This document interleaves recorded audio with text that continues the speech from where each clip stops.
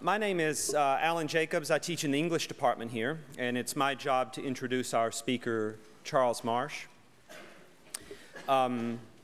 It's customary, as you know, in these occasions to recite lists of accomplishments and publications, employment history, criminal record, whatever seems relevant at the time. I'm going to forego that, except to say that if there is one book that you might want to start with to get a handle on Charles's concerns and his commitments, you'll find it out there. It's Welcoming Justice, the book that he wrote with the great John Perkins, Welcoming Justice, God's Movement Towards Beloved Community. And this book is an InterVarsity Press book, and we're very thankful to InterVarsity for co-sponsoring this conference. Beyond that, you can go online and Google Charles's name and find out all sorts of things about him, but I'm going to tell you a little story. I met Charles about 15 years ago at a conference we were both at, and knew when inside an hour or so that I'd made a friend for life. And about a year later, Charles invited me to come and speak at Loyola College in Baltimore, which is where he was then teaching.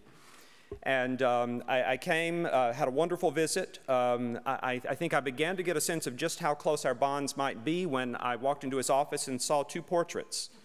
Up there, there was the photograph of young Charles Marsh beaming with Eberhard Bettger. The other photograph was of Bear Bryant, the legendary University of Alabama football coach, and I still think that diptych kind of tells a lot about Charles right there. It was on that occasion that Charles and his wonderful wife, Karen Wright Marsh, philosophy major here at Wheaton, by the way, took me to breakfast, and in that breakfast they were asking me about what I was going to be writing, what I was interested in doing, and I told them about a project that I dearly wanted to do but didn't have the courage to do, a book that was essentially a work of theology. I'm an English professor, what do I know about theology? But I wanted to write a book, a theology of reading, and I didn't have the courage to do it, but I thought I would tell them about it. And I did, and they were very warm and very encouraging, and that was sweet. But about a week later, there was an envelope that showed up in my mailbox, and it was from Theological Horizons, which is the organization to support theological inquiry that Karen and Charles had started. And in it was a check, and the check was there to encourage me to write this book after all, because they believed in it even if I didn't. And that was permission for me. I took that as permission and encouragement and maybe even an order from God to do that. This is what Charles does. He has an incredible ministry of encouragement. He has an incredible ministry of support, not just for theological inquiry, but for what he calls lived theology. Theology that is acted out in the everyday lives of God's faithful people. When he moved to the University of Virginia, he and Karen knew that they wanted to make their home a place for encouragement, a place for the building of community, a place for conversation, a place where young Christians especially could be strengthened and encouraged in their walk with Christ, and strengthened and encouraged to confront a difficult and challenging world. And I think it's very fitting that in a sort of time-honored Virginia tradition, they decided they were going to name their house, and they named it Bonhoeffer House. Charles is now working on a wonderfully scholarly, rich, powerful, passionate biography of Dietrich Bonhoeffer. And tonight he is going to share from us a portion of Bonhoeffer's story, the story of his conversion. Please welcome Charles Marsh.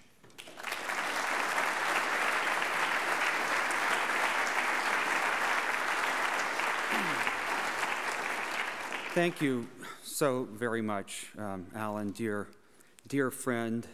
You're my hero. No one can write a sentence like Alan Jacobs. You're line for line the best. I tip my hat to you.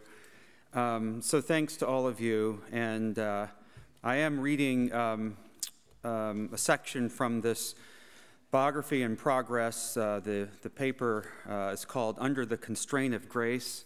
I think it was subtitled The Story of Bonhoeffer's Conversion. I guess it could be called The Born Again Bonhoeffer too. And we'll go to 9:15 since we got started a bit later. So, say a prayer. This is the first time I've done this. Here I am sitting in the park in front of the university. Bart lectures this morning. I had a short talk with him a while ago. This evening there is a discussion in his house with monks from Maria Lach. I'm looking forward to it so much.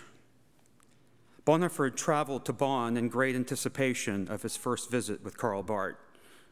Barth had moved the previous year from Münster to take the prestigious chair in Reformed theology. Bonhoeffer's parents hoped he would join them for a short holiday at their country house. He had returned only a few weeks earlier from an eventful 9 months in America, an academic year at Union Theological Seminary that included a 4,000-mile cross-country road trip, 14,000 miles logged on Mexican trains, a Christmas vacation in Cuba, and an overnight stay in the fair hamlet of Elmhurst, Illinois. And his parents wanted a little time with their globe-trotting 25-year-old son. But Bonhoeffer was on a pilgrimage of sorts, and as much as he adored his parents and the house in the Eastern Harz Mountains, nothing was more important to him now than a rendezvous with Herr Professor Barth. There was much that surprised Bonhoeffer when the two finally met. In photographs, Barth struck a handsome pose, a man of refined features with a slender and elegant face. But when Barth entered the lecture hall for the first class period, he looked dreadful, Bonhoeffer said. He paid no attention to his dress. He smoked and coughed constantly. He appeared disheveled and haggard. Does he always look so bad? Bonhoeffer asked his friend Erwin Zutz, a Swiss fellow he had met in New York the previous year. There were good reasons for Barth's haggard demeanor. He was still recovering from a bout of diphtheria, and the seminar began at 7 a.m. He had also recently begun work on the first volume of his Church Dogmatics and was beginning to grasp the enormity of all that lay ahead. Rebuilding the crumbling edifice of Christian orthodoxy would be his life's work. Barth's summer course had been announced as Prolegomena to the study of dogmatics. Who knows whether his wicked sense of humor had something to do with the title. Barth found the habit of theological throat-clearing tiresome in the extreme. I abhor profoundly the spectacle of theology constantly trying, above all, to adjust to the philosophy of its age, he had said, in a heated exchange with Adolf von Harnack. Dogmatics required the twin virtues of precision and audacity as it ventured to speak of the righteous and holy God.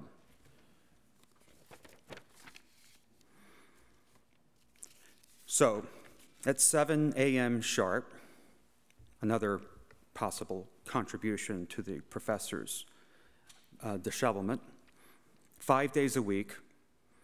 After a short reading from the Losungen and a hymn, the man went straight to the doctrines themselves, although getting to the point in Barth's case rarely involved brevity. He lectured 3 hours every morning from manuscripts over which he had labored meticulously, often well past midnight.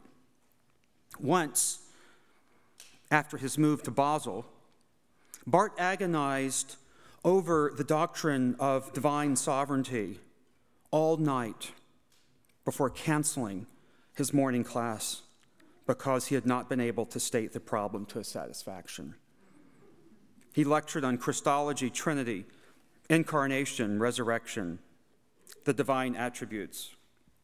His intention was to stand inside the strange new world of the Bible and let its wild and crooked tree grow freely without constraint. Bonhoeffer had been eager to hear Barth, And even at this hour, this obscenely early hour for Bonhoeffer, the late sleeper, and with Barth slightly off his game, he still found the lectures riveting. Barth is really all there. I have never seen anything like it. But his exchanges with Barth's students were another matter. Irritating is what they were.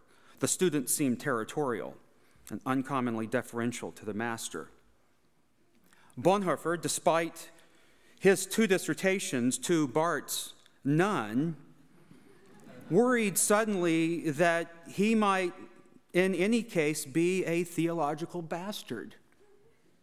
He referred to his bastard theological identity.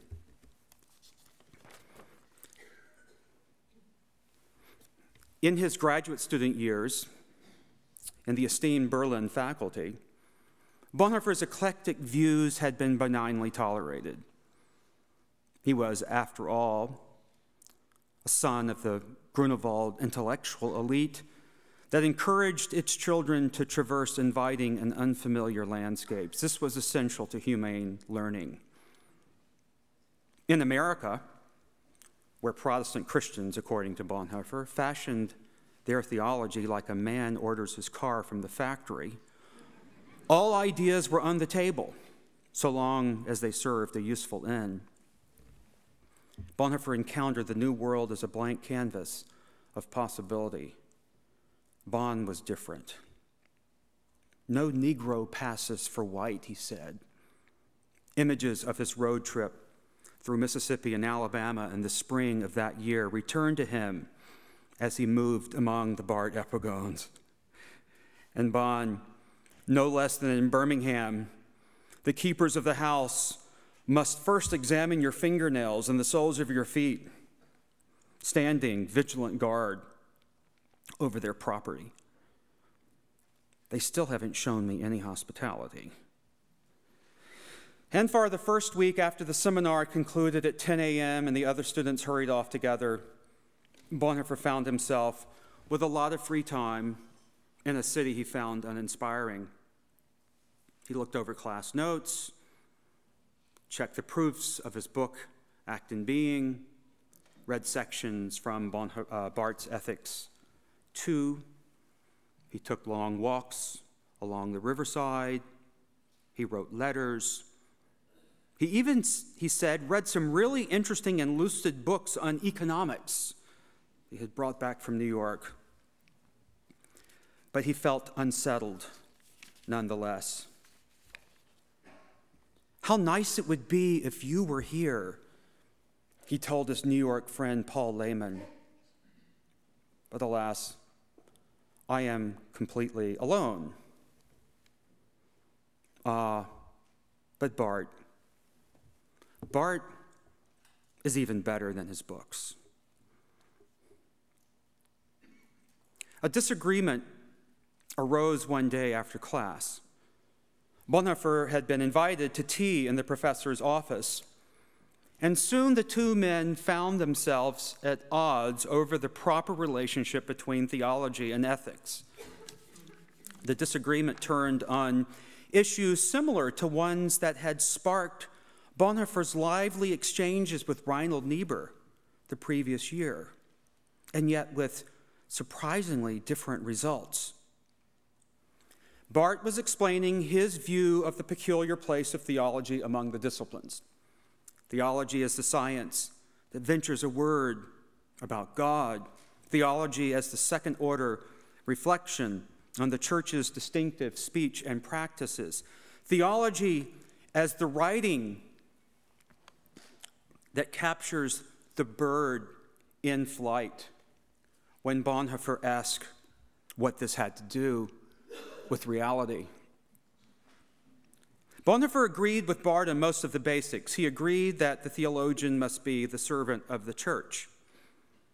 He agreed in all the basic doctrinal commitments. But Bonhoeffer moved now with a sense that theologians must be willing to speak a concrete word.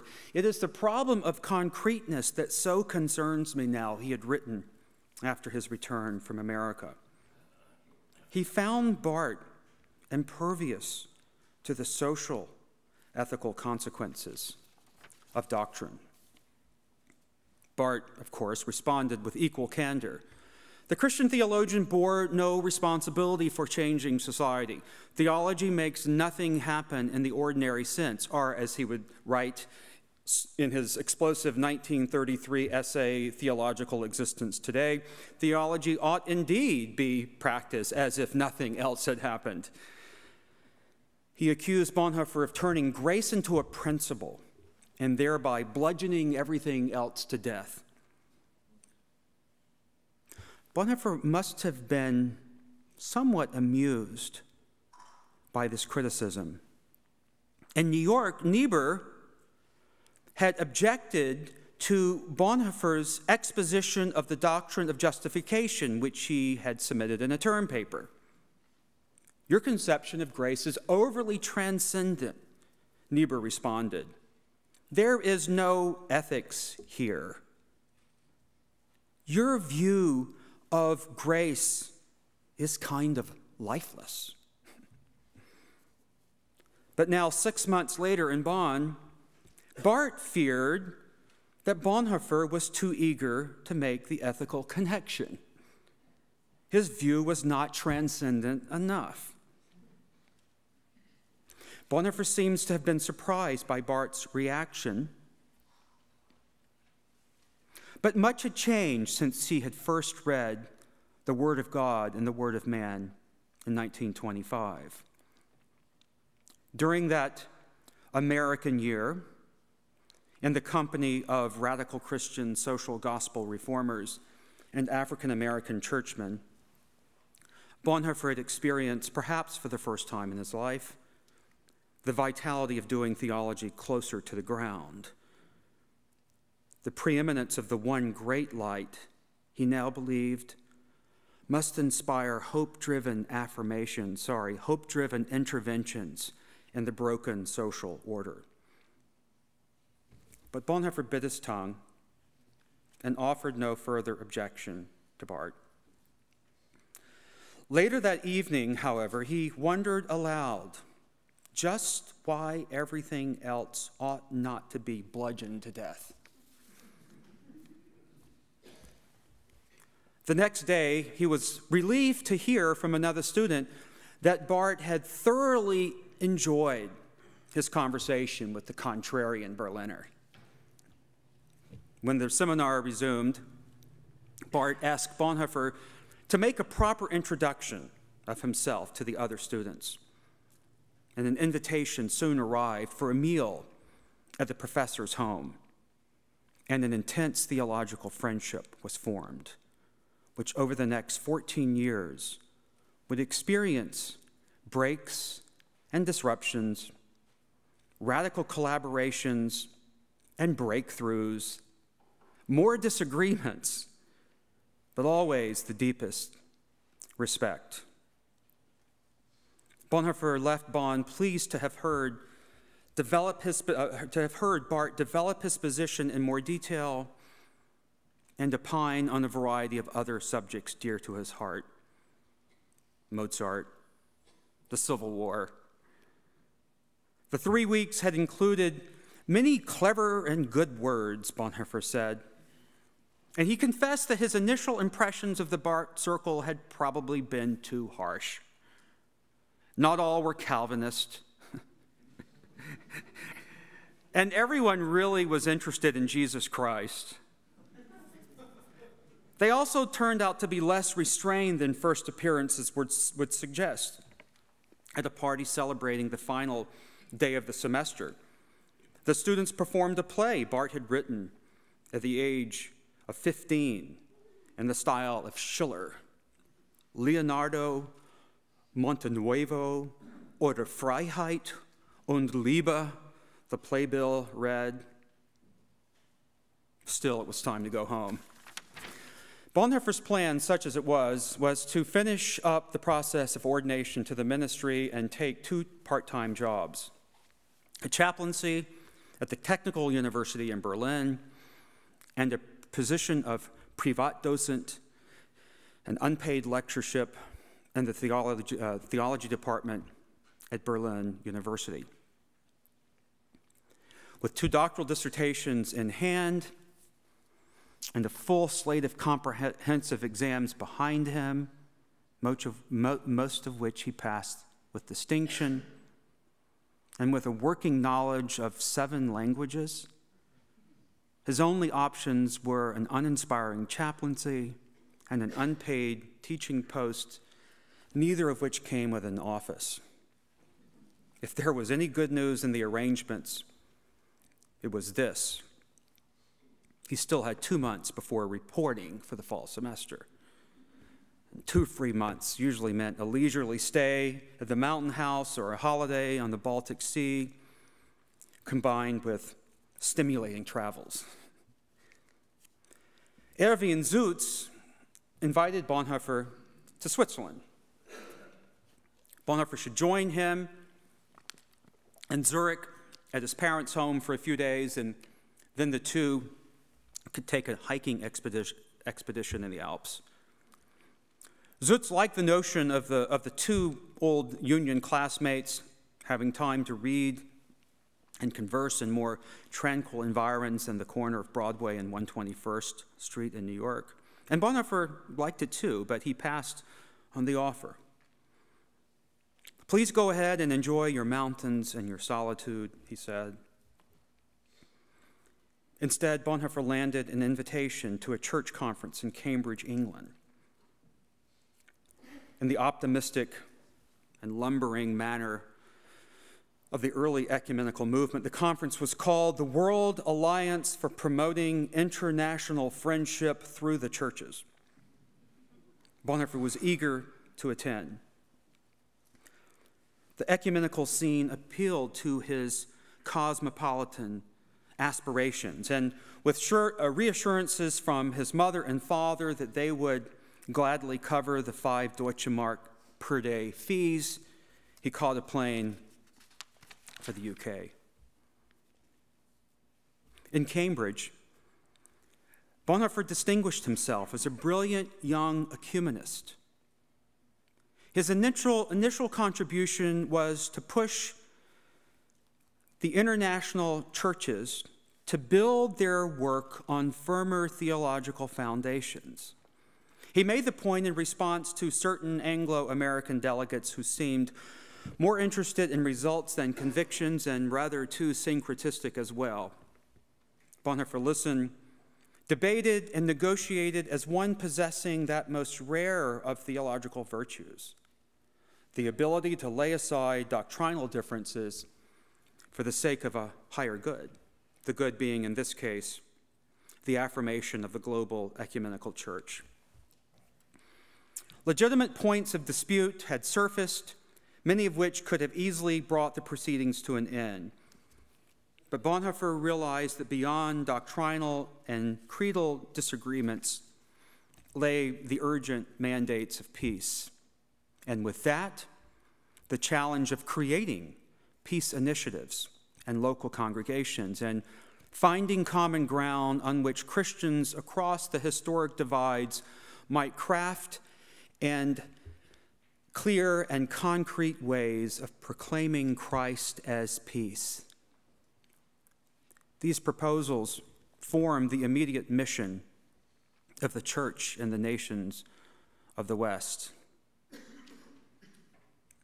The week in Cambridge was a decisive moment in Bonhoeffer's turning from the phraseological to the real. The 25-year-old philosophical theologian who had once intoned the glories of the great Prussian army in the tradition of his Protestant liberal forebears now wholeheartedly affirmed the unanimous message to the churches of the world. Equipped with these potent new resources, his bludgeon of peace, Bonhoeffer had called for a substantial reduction of armaments in all forms right down to the lowest degree, for a reasonable and just relationship between the nations under arms, for the security of all nations against military aggression. Afterwards, he said he felt like he had taken a leap into the unknown. Back in Germany, at least to those nationalist churchmen paying close attention, Bonhoeffer's remarks in England were met with a blunt, scowling condemnation. Professors Paul Altus of Erlangen and Emanuel Hirsch of Göttingen moved quickly into action with a rebuttal published in the Hamburger Nachrichten, presaging the closing of the German Protestant mind. These distinguished scholars, Altus and Hirsch, holders of prestigious chairs at two of the nation's best universities, declared that in the current world, there could be no understanding between us Germans and the nations that were victorious in the World War I. In their view, any German who believed otherwise disowned their destiny and betrayed their birthright. The two professors would be among the first in the theological faculties to join the Nazi Party. Otherwise, Bonhoeffer's hymns for a worldwide Christian fellowship played to an empty audience in the German church, and he was left searching for direction. I just cannot see how to get things right in the unprecedented situation of our public life, he said. The cheap consolation that I am doing the best I can and that there are people who would, in fact, do much worse is just not sufficient. On a clear autumn day in 1931, Bonhoeffer finally returned to Berlin.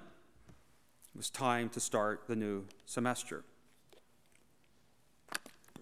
Arriving at the Anhalter Bahnhof, Bonhoeffer walked through the yellow brick train station onto the busy corner of Wilhelmstrasse, where his father's chauffeur waited in the black Mercedes.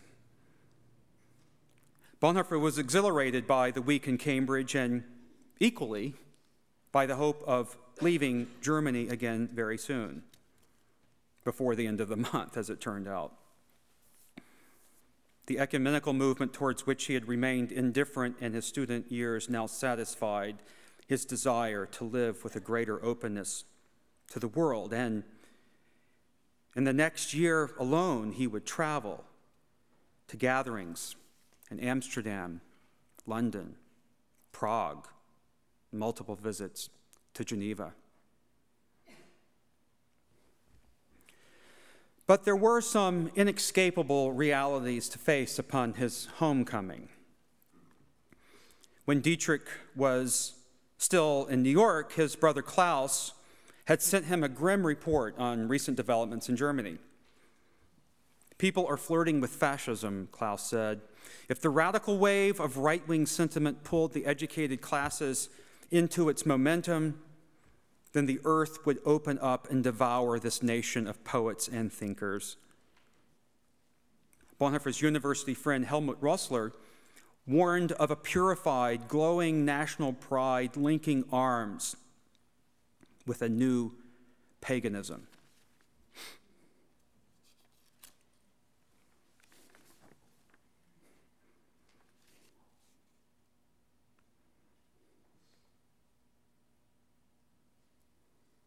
In truth, however, the most pressing realities for Bonhoeffer lay elsewhere. The less than exhilarating details of the part-time jobs and uncertain prospects for future employment. His assignment at Berlin Technical University turned out to be singularly frustrating. This Hochschule for the Applied Sciences was housed in a neo-Renaissance edifice occupying a forlorn urban trace on the easternmost edge of Charlottenburg. The chaplaincy was a complete fail. In the first week of the fall semester, one disgruntled student twice tore down the flyers from the campus kiosk that announced the new programs of the term. Flyers Bonhoeffer had taken great pains to produce and post. Flyers inviting the future engineers of Germany to rousing discussions around the theme, the nature of the church. Even after Bonhoeffer posted a letter of concern along with a fresh supply of flyers on the same kiosk, the culprit struck again. This prompted in turn another round of flyers and another less pastoral letter. To the fellow student who has now felt compelled to remove this notice for the third time, why so secretive, and why always the same joke, and why so terribly angry? And then a plaintive, and why not come around to see me sometime?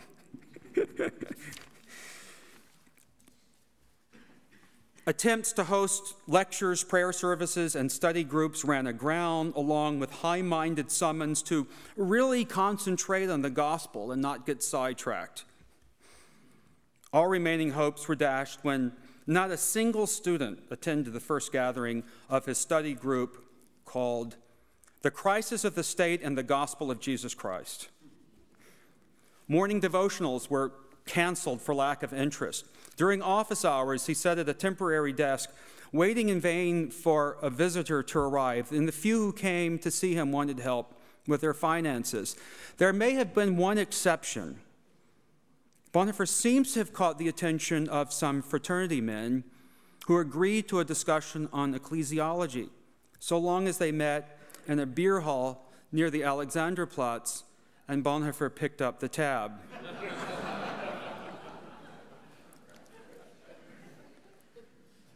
Bonhoeffer was not one to easily discourage. He appeared, if anything, more insulted than demoralized by the Philistines at the TU, and he turned his attention to his lectureship in the theology department at Friedrich Wilhelm's University, Berlin University, his alma mater.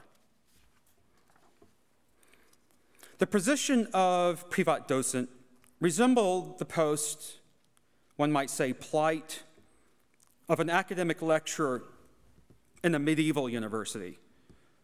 Whatever income he received depended wholly on the good graces of his students, whose attendance was wholly voluntary. A barrage of new duties placed a great strain upon Bonhoeffer's capacious energies as he struggled to find projects and relationships that brought him into contact with people in and outside the academy. He offered lectures and doctoral seminars, gave public talks, prepared candidates for confirmation, and graded papers.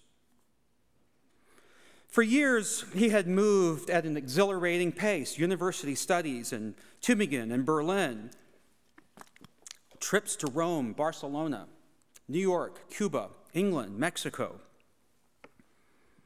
But now he was back in a city that felt to him increasingly spectral, and he was in his mid-20s.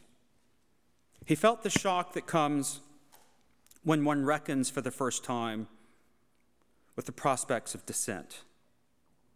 He was joining a faculty whose political orientation he no longer shared, and the church whose preaching he found stultifying and dull, and loneliness overtook him. The situation led Bonhoeffer into an unfamiliar season of self-examination. At one point in that autumn of 1931, Bonhoeffer decided that he would rather be called a Christian than a theologian. His interest in the Lutheran doctrine of justification continued to shift and make uncomfortable demands. He asked how the Christian should act under the constraint of grace and in obedience to Jesus. In September, his second book, Act and Being, was published by the Berlin house Trowitz and Sons to scattered but favorable reviews, reviews Bonhoeffer promptly dismissed as far too scanty a recompense. Holding the volume in his hands, he called the book, his published Habilitationsschrift, his second dissertation, a most disagreeable product.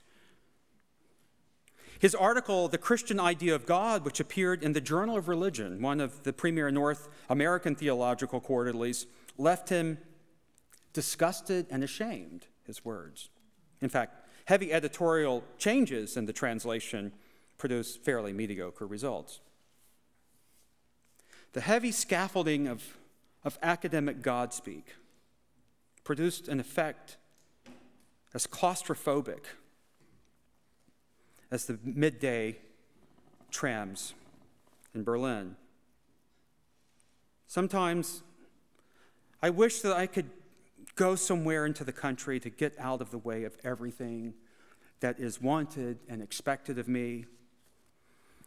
It is not that I am afraid of disappointing, or at least I hope not that primarily, but that sometimes I simply cannot see how I am going to get things right.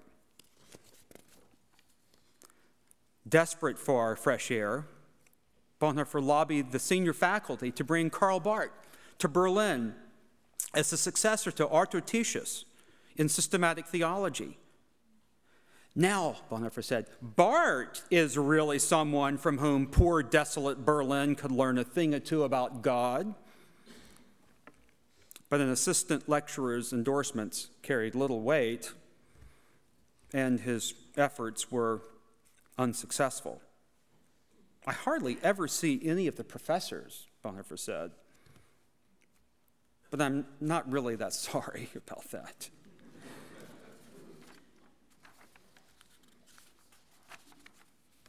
Luckily, he said, I have my practical work.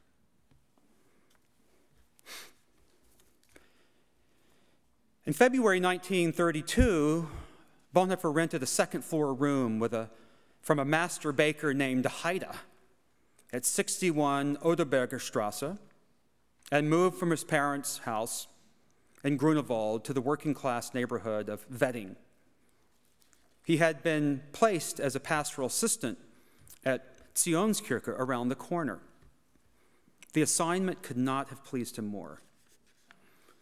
It's about the worst part of Berlin, he told Zutz, with the most difficult social and political conditions. After his immersion in Harlem, the move to an urban parish felt like a homecoming of sorts, except that the 50 teenage boys who fell under his supervision in vetting, sons of unemployed factory workers, were far more unruly than any child he had taught at the relatively silk-stocking Abyssinian Baptist.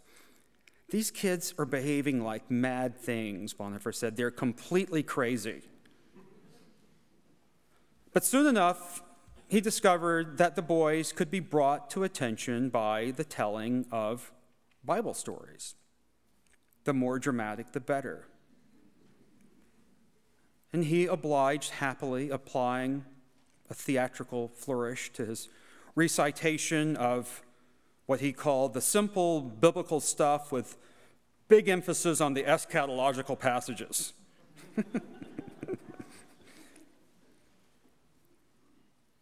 The results produced absolute quiet, he said. Bonhoeffer was pleased with his success and even more relieved. He told Zutz he no longer feared the fate of his unfortunate predecessor who dropped dead on the job. moving into a neighborhood hit hard by factory closings to be near his 50 new confirmands, visiting the boys and their families in the massive public housing blocks,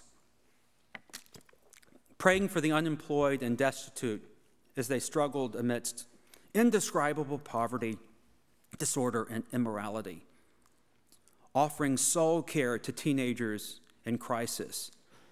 This was, at last, the real work. The prospects for the winter ahead were perfectly horrible. Bonhoeffer knew this, with as many as 7 million Germans likely to lose their jobs. The misery is frightful, he said, and the most terrible thing of all is the hopelessness. We know how much we would need the church, especially during the next winter, but what is the church's message, and who will listen to it? Bonhoeffer devoted most of the second semester to his confirmands. He invited them in groups of 2s and 3s to Herr Heide's boarding house, served them supper, taught them to play chess, played them recordings of classical music and Negro spirituals, read scripture and told the Bible stories.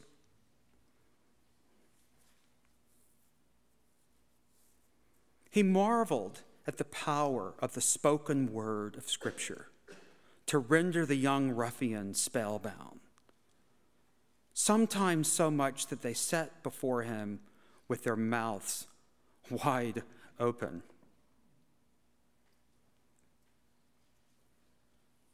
A short spell of catechizing concluded the evening. No dramatic conversions or revival took place. The boys were simply paying attention to the gospel. And for Bonhoeffer, that was miracle enough. Perhaps the foundation has been laid for a faith that will grow. Their ardor seemed to him evidence of divine protection. The refusal to collapse under duress, their great, he said, and I also think moral power of resistance. Bonhoeffer found himself drawn to these people on the margins, far away from the masquerade of the Christian world, the little people, the real people, those who lived more under grace than under wrath. During his 3 months in vetting, sometime during his 3 months in vetting, Bonhoeffer received a copy of Karl Barth's new book, Fides Quaerens Intellectum. In this slim but explosive volume, Barth plumbed St. Anselm's ontological argument for the existence of God and reached new insights on the nature of faith. Barth showed that the argument depended on a prayer. And this discovery burst open imaginative doors and illuminated a pathway into the church dogmatics. Fides Quaerens Intellectum further signaled Barth's robust commitment to academic theology. At precisely the time Bonhoeffer had begun asking questions about the pathway from the phraseological to the real, Bonhoeffer found Barth's book a brilliant and splendid read. Church life became the joyful counterpart to Bonhoeffer's academic work. Christ existing as community, this eloquent but finally empty concept of his second dissertation, he found now in life together with the working class parishioners of Zionskirche. What a liberation, he said. What a joy. As an early Easter present, he took all the confirmands hiking in the Eastern Harz Mountains, hosting all 50 in the 3-bedroom former hunter's lodge that his family owned. He wrote to his parents, except for one broken window pane, everything is still intact, don't worry. On the happy occasion of the boys memorizing the catechism, he threw a big party to celebrate their success, complete with sausages, cake, and cigarettes. Bonhoeffer had been confirmed as a child in the well-heeled parish church of posh Berlin Grunewald, though he rarely darkened its doors. Even during the year of his ordination exams, he attended services only sporadically. But something had happened in his spiritual life as he now sought refreshment in the Sanctorum Communio. I came to the Bible for the first time, he said, and a new and unexpected meaning broke through its ancient words and phrases. The Moravian prayer book his governess had given him as a child became the wellspring of his daily readings. He fell in love with the disciplines of devotional life. He organized spiritual retreats for his youth group, often held at his hut on 4 rolling acres near Biesenthal. He encouraged his confirmands to read Scripture with prayerful concern for the church and an attention to God's will. He spoke of a communal life of obedience and prayer. Above all, the Sermon on the Mount moved into the center of his thinking. He was haunted by the simplicity and directness of Jesus' teachings, the concreteness of their demands, their objectivity. Observing Bonhoeffer's new fervor, some family members and old friends became concerned. Colleagues at the university joked of the monkish disciplines breaking out in their ranks. Bonhoeffer acknowledged his fervor and thanked God for it as a gift.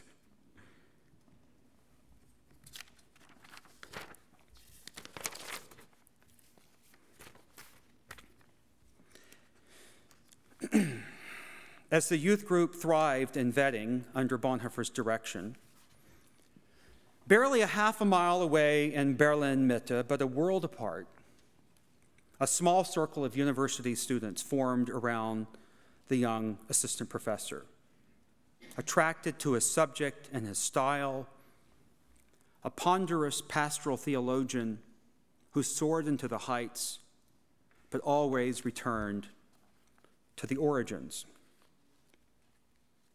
The themes of Bonhoeffer's talks clustered around a profound consideration.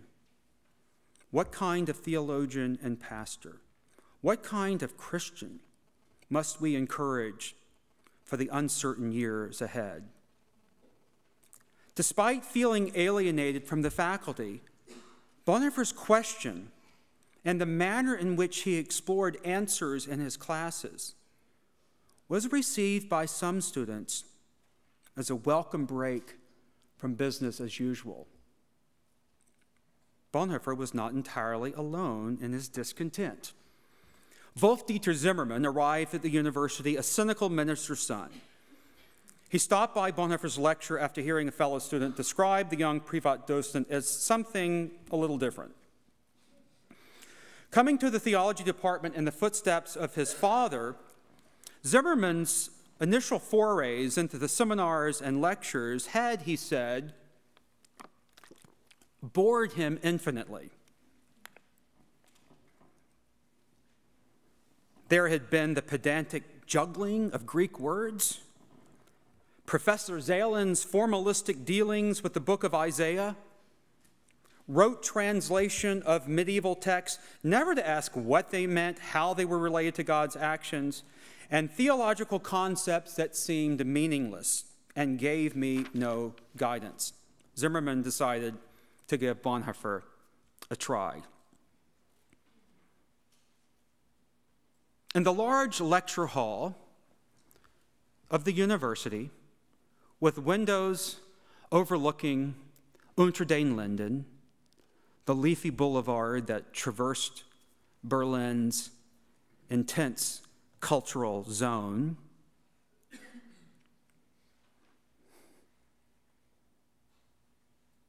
What? A young scholar stepped to the rostrum with a light, quick step. A man with very fair, rather thin hair, a broad face, rimless glasses with a golden bridge. After a few words of welcome, he explained the meaning and structure of the lecture in a firm, slightly throaty way of speaking. Then he opened his manuscript and began. Bonhoeffer explained that in these late times, it was not an unusual thing to hear people ask whether the church still had any relevance, whether they still needed God. But this question, he said, was wrongly put. The paramount concern is whether we are willing to offer our lives to the church and the world, for this is what God desires. Every sentence hit the mark.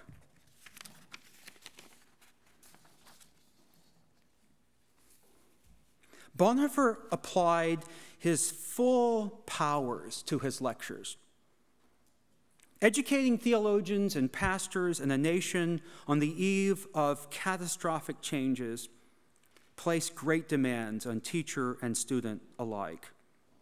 He had no intention of offering intellectual shortcuts. Seeing the world anew through the peace of Christ summoned every available resource.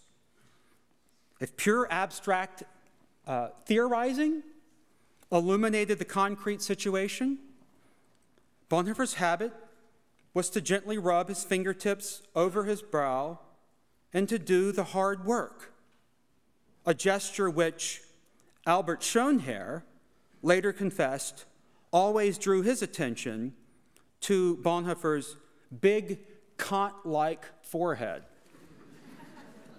Bonhoeffer's appeal was not as a popularizer.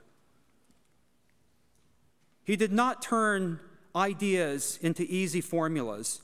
He lectured, too, from meticulously written notes. He covered the fields of ecclesiology, systematic theology, biblical exegesis, church history, the philosophy of religion. But the intellectual scaffolding, as Bonhoeffer constructed it, created a framework in which existential questions of faith and life, mostly ignored by academic theologians, became inescapable. Where is God? How does God meet us? And what does God expect of us? Who is this Jesus Christ who encounters us in the Word of God? Bonhoeffer spoke in a different voice. At the end of the fall semester, 1932, when Bonhoeffer proposed that the class find a more suitable location than the sparsely filled lecture hall of the university. Zimmermann offered his modest rooms in the attic floor of his father's parsonage at the Königstür. 12 students and the teacher met there for discussion, sitting on every possible piece of furniture. The seminar usually ran for 3 hours. The air was thick with tobacco smoke. Topics range from the sacraments to salvation to Christology to ethics. But it was not so much the subject matter that made the evenings unforgettable. Bonhoeffer addressed each man and woman with an ardent, inspiring respect. What was far more important for us, a student recalled, was working together to find clear ways of thinking, practicing single-mindedness, learning not to slink off into side issues or be satisfied with premature, cheap answers. And always, the sessions included prayer and song, Bach, romantic lieder, and the Negro spirituals. Seminars closed with a gentle Danke by the professor, and then an invitation to reconvene at a nearby cafe. As Bonhoeffer welcomed newcomers and visitors each week, the class grew to a size that could no longer fit comfortably into Zimmermann's rooms. So he made the decision that the seminar should return to the university and meet once again in the lecture hall. This time, the room was a little more filled, and it was not uncommon to find, at times, more than 200 students sitting in rapt fascination. More than 50 joined him for his open evenings, when discussion of the week's lectures ran free, untethered to the syllabus or assigned topics. Some of the students, having heard a word or two about his intensity or his manner, were first surprised by the sound of his voice, high and slightly tremulous, like a choir boy. Bonhoeffer did not look, however, like a man burdened by study, and in fact, he was strongly built, broad-shouldered with an athletic frame, 6'1", ruddy complexioned, resembling more a skier than a scholar. Still, we followed his words with such attention that one could hear the flies humming, a student recalled. Sometimes when we laid down our pencils after a lecture, we were literally perspiring. No doubt his lack of sentimentality was a large part of his appeal, along with his deft and well-furnished mind and his arousing table talk. But students were even more drawn to a personal and perhaps intimate quality. Bonhoeffer lived each day as a bon vivant, one student said, as if wanting to show that the pursuit of God inspired a rich and multi-layered worldliness. Bonhoeffer would later discuss the musical aspect of polyphony as an apt metaphor for a humanism grounded in the incarnation. Living in the fullness of the risen Christ enabled the capacity to see clearly and to live life more fully. Bonhoeffer was interested in the whole person, and more than anything else, the uncommon concern of a professor for the well-being of his students left the deepest mark.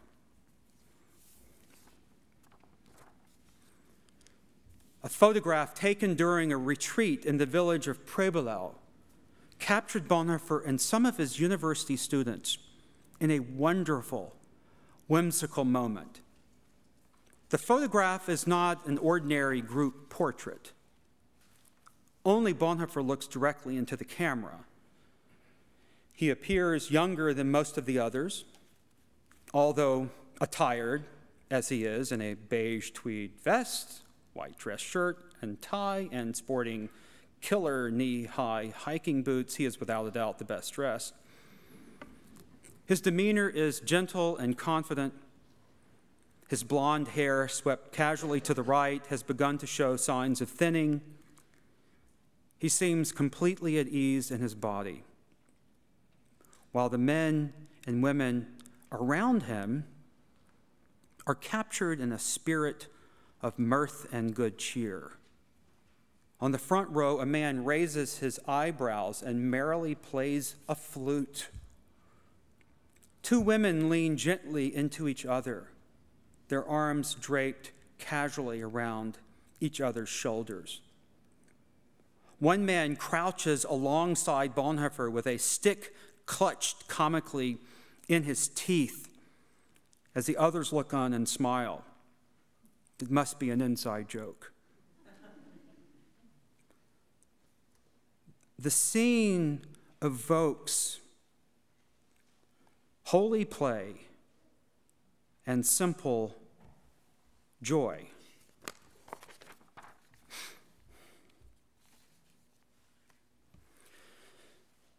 A few more minutes. Ernst Barlach, the artist, playwright, and pacifist, heard of Bonhoeffer, an important expressionist, German expressionist artist, heard about Bonhoeffer in a conversation with friends at a coffee house and invited him to the salon he convened out of his Prenzlauer Berg apartment. Every Tuesday night, Barlach opened his rooms with their famous black papered walls and thick oriental rugs to a coterie of artists and writers, and now to a theologian or two. Barlach's reputation had soared in Weimar, Berlin, with his wood carvings of the weak and infirm and his gnarled bronze sculptures. His play about a hedonistic squire who contemplates suicide had recently premiered at the Staatstheater. While Bonhoeffer's own aesthetic tastes reflected the forthright and conservative standards of his family, he mostly ignored Hesse, Mann, Rilke, Schoenberg. His new theological style, observed in his lectures, sermons, and writings, merged familiar images and ancient convictions with bold shapes and slashes, creating at times a subversive effect. He who is gripped by art is never released, Barlach said. Bonhoeffer's Christological either-or was marked with an intensity no less demanding. Reading the book Creation and Fall brings one into the Grosse Saal on Unter den Linden to hear Bonhoeffer lecture on the first book of the Bible. The course began on Tuesday, November 8th, 1932, and ended Tuesday, February 21st, 1933. The subject of the lectures was the holiness of God, God the giver of all good gifts, the origin and end of creation's story. Free of scholarly throat clearing, the lectures remain nonetheless the most ponderous of all Bonhoeffer's writings. The style introduces a concentration altogether different from the earlier writings. Creation and Fall is expressionistic and poetic, meditative and devotional, a dazzling, high-energy word event, a luminous theology of dissent. It is the word of a Christian dissident awakening to a strange habitation in the anxious middle. Delivered in 50-word bursts of compact prose, the narrative flow and structure create a space of contemplative awe. In the beginning, God created. In the beginning, there is only God. In the beginning, God created the heavens and the earth. Not that first God was and then God created, but in the beginning, God created.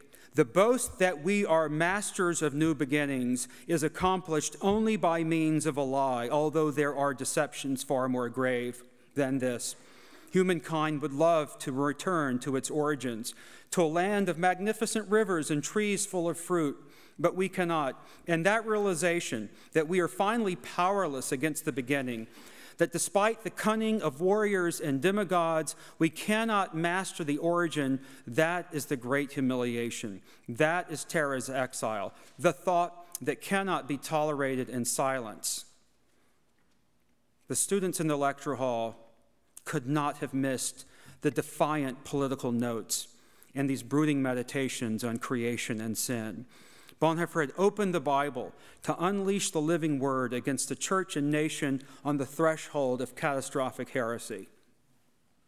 On January 20th, 1933, halfway into the term, on a day presaged by stormtroopers in the streets, bearing their hideous rubber truncheons, their drums and flags, and around the time Bonhoeffer had turned to the story of Cain, second son of Adam and Eve, who out of jealousy murdered his brother Abel and became the destructor of life, Hitler was elected Chancellor of Germany.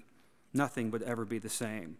Not in the world of the mind or the world of politics, not in Europe or outside it. It was now the time of massed armies, the restlessness of turbulent mobs, and wars and rumors of war, the time of huge crowds moving over the earth, of technicians planning grandiose acts of destruction, a time of suspicion, hatred, and distrust. Bonhoeffer's life was put on a collision course with Hitler. The absurd perpetual state of being thrown back upon the invisible God, Bonhoeffer said, no one can stand it. What will then be left? The joyful and unscripted sojourns of people cleaving to Christ and in an idolatrous age. This was the one remedy to egotism and delusion. Bonhoeffer said that in addition to reading the Bible as God's word to us, the time has come for learning to read the Bible against ourselves as well. Bonhoeffer never discussed his spiritual life from the pulpit or podium. He regarded self-revealing talk in sermons and lectures as a vanity, but he had undergone a profound change in these past 2 years. His calling had become clear, and later in 1936, he wrote in a letter to Elizabeth Zen, "At that time, the Bible liberated me, especially the Sermon on the Mount. Everything since then has been different. It became clear to me that the life of a servant to Jesus Christ must belong to the church.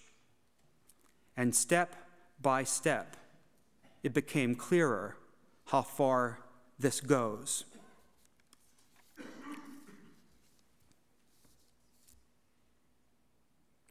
Bonhoeffer said, on the eve of the horrible year 1933, "I no longer believe in the university. In fact, I never really have believed in it." Thanks.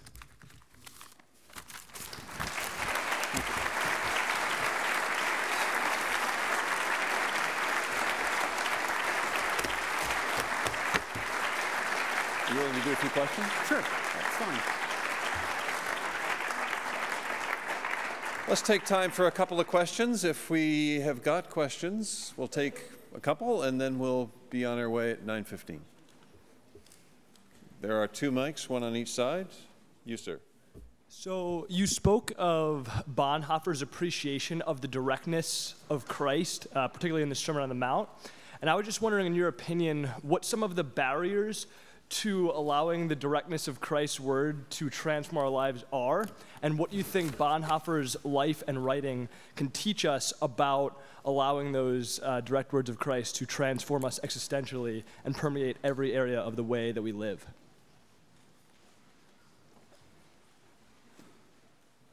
Will you, I'm sorry, would you reframe that question? I just didn't hear the last. Yeah. Basically, you had talked about the appreciation that Bonhoeffer had of the directness of Christ. And so I was just wondering, in your opinion, what you think some of the barriers are to us allowing those direct words of Christ to transform the way we live, and what Bonhoeffer's life and writing can teach us about letting those direct words of Christ transform the way we live. Yeah, no, that's an interesting question. And it's kind of hard to answer because I'm so stuck in his life right now. And had I been asked that question a year ago, I would have probably had some edifying words. But now I'm just trying to get him in and out of doors. And so I don't really have wisdom in this area to impart. I'm sorry. Please. Thank you. Yeah. I don't really, I guess this isn't going to be really an academic question. I've struggled with academic concerns throughout this entire conference. I guess this, and you can respond to this any way you feel. For me, as I've reflected on Bonhoeffer and sort of the phenomenon of Bonhoeffer, maybe the miracle of Bonhoeffer. Yes. I've been confronted a lot by a concern of maybe missing Bonhoeffer, and this might seem very abstract.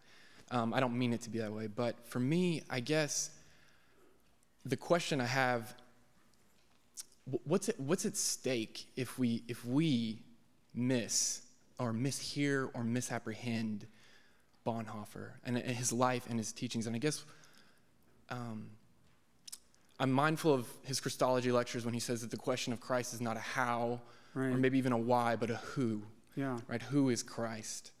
And I'd like to maybe pose that or sort of pick that up and put it on the person and character of Bonhoeffer, because my fear is that we might deify him as a martyr or a saint, or overtly reify him. Nice. And I don't want to do either of those. I want to honor Bonhoeffer and take seriously his life and his words. Yeah. So I've put all of my sort of academic concerns on hold, and I'd just like to hear you talk about what, maybe there's nothing at stake, but I believe that we do miss something at our peril if we don't take seriously Bonhoeffer's I really life.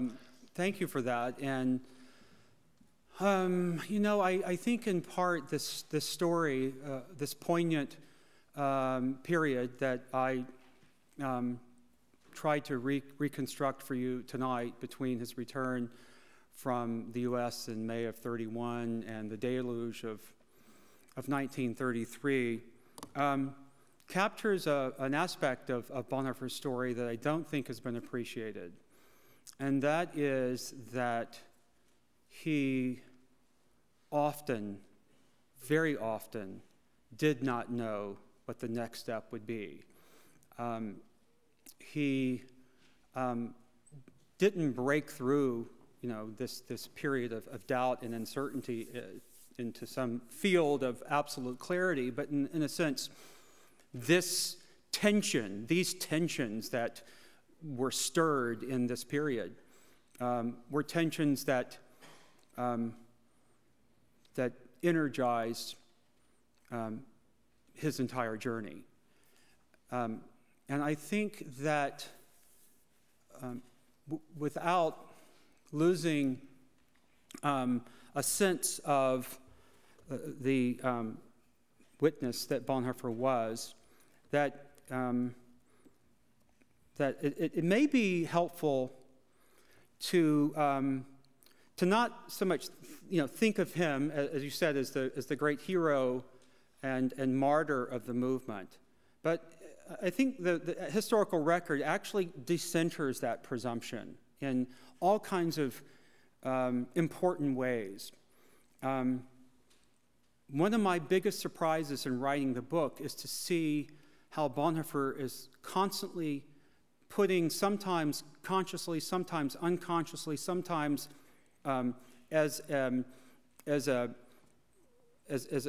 kind of response to a discernment of God's word, sometimes out of a sense of personal comfort on the margins.